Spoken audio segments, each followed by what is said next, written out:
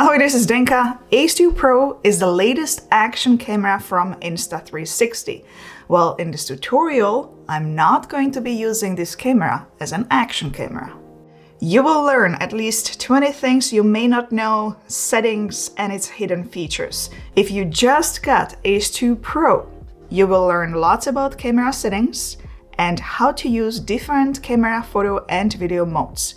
Quick disclaimer, Insta360 provided this camera. I'm finally happy to say that the warm weather is here. I'm finally able to work outdoors once again. Let's get started with all those tutorials.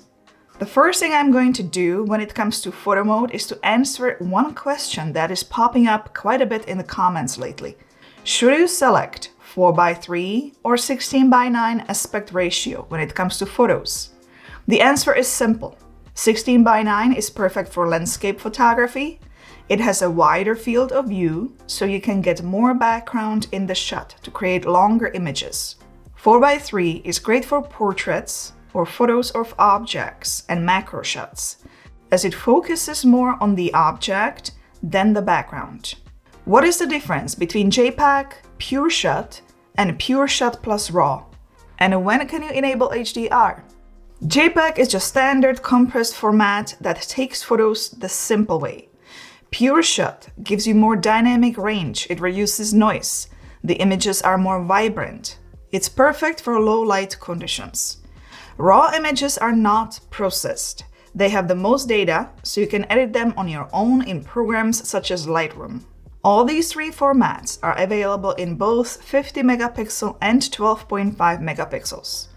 But HDR is only available in 12.5 megapixels. You can see it right here. When you select 50 megapixel, it is off. When you switch to 12.5 megapixels, it's on. When you select 50 megapixels, you're not going to get zoom option. You can only take photos with one-time zoom. If you select 12.5 megapixels, you can zoom 2 times without quality loss. If you are going to be taking some street shots like these, you might want to try 2 new Leica color profiles, as this camera has Leica Summerit lens. You will get to it by swiping left on the screen and accessing color profiles. The first one is Leica Natural. It has low saturation and high contrast that is suitable for urban photography, architecture, and scenes with distinct light and shadows. The second color profile is Leica Vivid. This one is suitable for family, still life, and colorful scenes, as it has high saturation and brightness, enhancing the warmth of a scene with rich, colorful shots. There are 2 more settings I would like to explain, as they can be confusing to some. The first one is metering mode. There are 2 available, matrix and face priority. Quite simply, if you film a person or yourself, select face priority. If you film scenery, select matrix.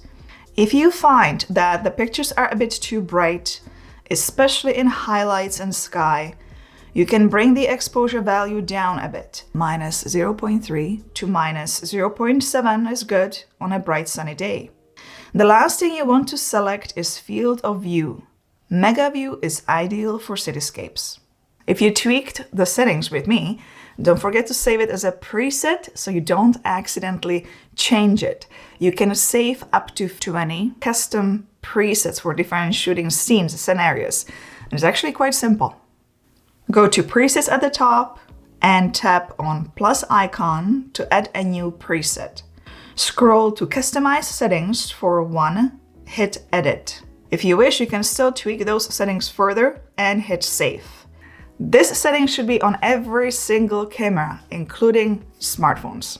If you are learning lots in this video, please give it a thumbs up and consider subscribing, as it helps the channel growth and me being able to create more tutorials just like these.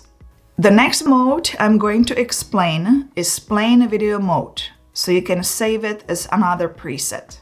Let's go straight to resolution and frame rates. Let's start with 8K. What are the settings for 8K footage? First of all, 8K offers 24, 25, and 30 frames per second. When it comes to stabilization, you can select low or standard or turn it off. As I am using this camera as non-action camera in this video, I'm going to select standard, as this is the highest stabilization I can get. HDR is not available, and you will get only default one-time zoom. Let's swipe left and go to camera settings. Go down where you will see video sharpness. 8K footage will most likely be played on the computer, so let's select medium. High is for watching videos on a smartphone, and low is for those who want to add sharpness manually in the post.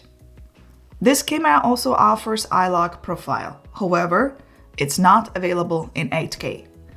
If you want to color grade your footage yourself, what you can do is go to Color Profiles and select Flat. The footage will have low contrast, as you can then tweak it in the post.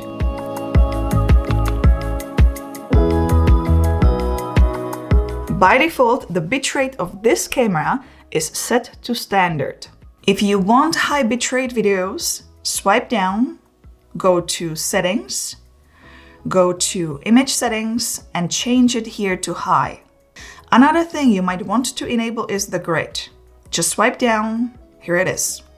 The camera has excellent stabilization, so you don't need to worry about shaky footage. However, you need to keep an eye on the horizon and composition, and grid will certainly help you with that.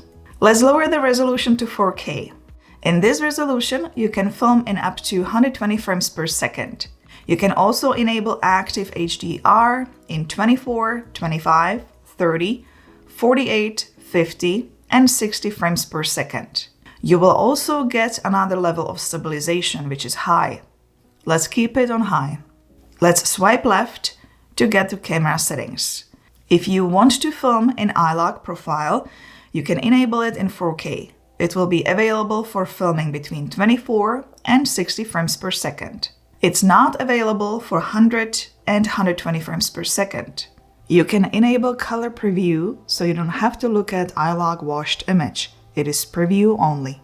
Insta360 has conversion LUT available on their website. You can just download it and then apply it in the post.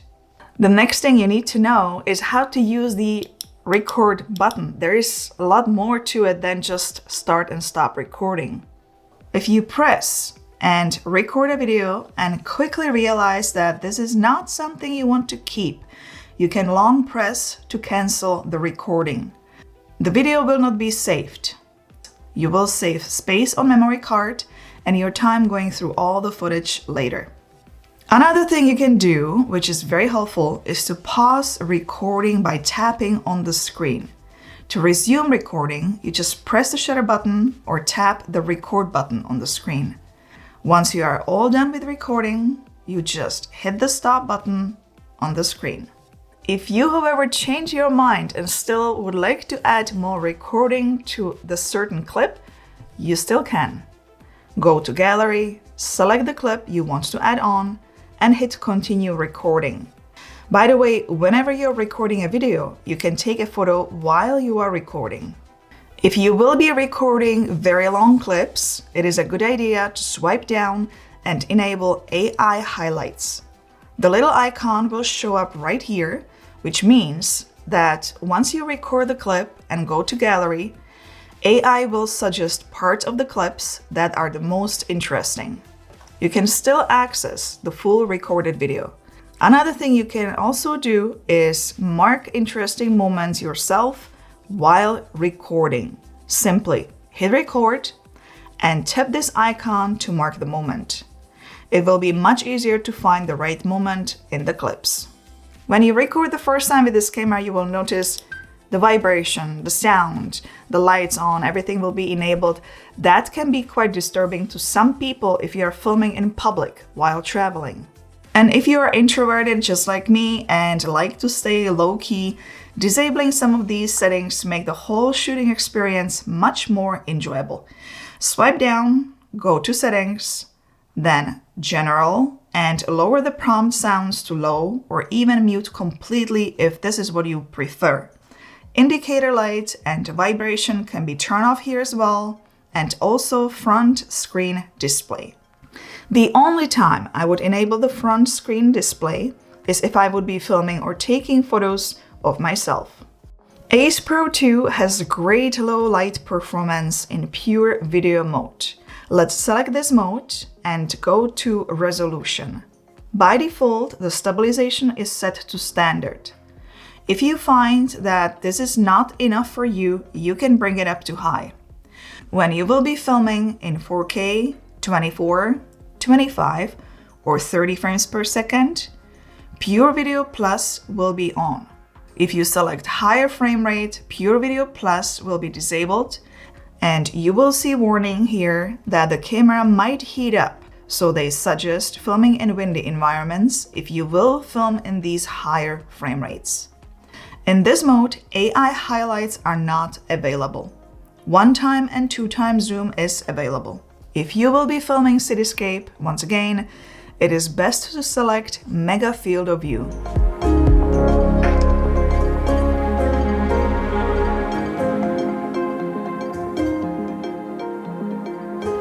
What makes any travel video really pop is if you include a time shift, which is also called hyperlapse. You will be able to capture here large area, showing it in shorter time. Let's go to time shift. AI highlights are disabled and dewarp field of view is on by default. This will give you wide angle with minimum image distortion. Time shift will be filmed in 4K resolution, 30 frames per second only, and standard stabilization will be on by default.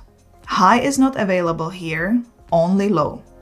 Before you hit the record button, you might want to align the main subject in the middle between those guidelines. Once you start recording, you can switch between recording the time shift in normal speed or variable speed. In the center, you will see the final length of the video on the right. It is best to walk in a steady speed. Try avoiding bouncing up and down.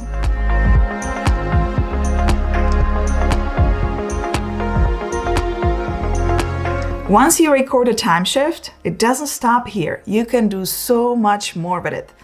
And here's another tip. You can level it up even more. Go to Insta360 app and go to editor. Here you can tweak your clip further and even enable Dolby Vision. What I want to mention, however, are the effects. You can animate this further, even create a split screen effect. Try it out. Another mode I would like to explain in this video is free frame mode, as it's going to save you a lot of time if you need both vertical and horizontal videos.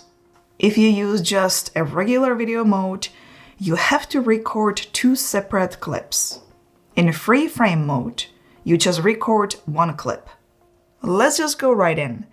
In this mode, you can film in 4K up to 60 frames per second, and you can also enable active HDR. You can keep the frame guides on, so you have the subject always in the middle for vertical content, or you can disable it if you just don't need it. As you are recording a video, you can also take a snapshot here. Once you open the clip in Insta360 app, at the top is where you can select the aspect ratio you need. When you tap the zoom icon at the bottom, here is where you can select different fields of view. Another tip is for recording yourself as you vlog. Open record page in the app and enable horizon lock and start recording. Now you don't need to worry about keeping the perfect horizon with your hand. The camera will do just that for you, so you can just go on with vlogging and feel relaxed. There is also full 360 horizon lock as another option. Insta360 Flow 2 Pro is an action camera. However, I was using it in this video as a travel camera, photo camera, vlog camera with Xplorer Grip Kit. After using it this entire time to film this video, I actually liked it. I actually enjoyed it. When you travel, you don't want to bring too much gear with you. And if you do a lot of adventures and this is your main action camera, I understand why they created this kit. By adding this, it feels like a little point and shoot camera. It gives you better grip, and you can add additional accessories such as microphone or extra light. It's a bit heavy though, there is a weight to it. I actually really like the shutter button at the top. It's great, it feels very natural. I'm going to link it all below for those interested.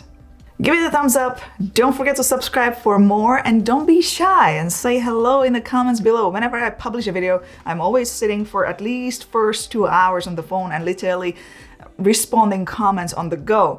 And I always read all the comments and I always respond in the days to come. Ask questions, your requests for future content, anything, say hello. I will see you in one of those videos next. Ciao, ahoj.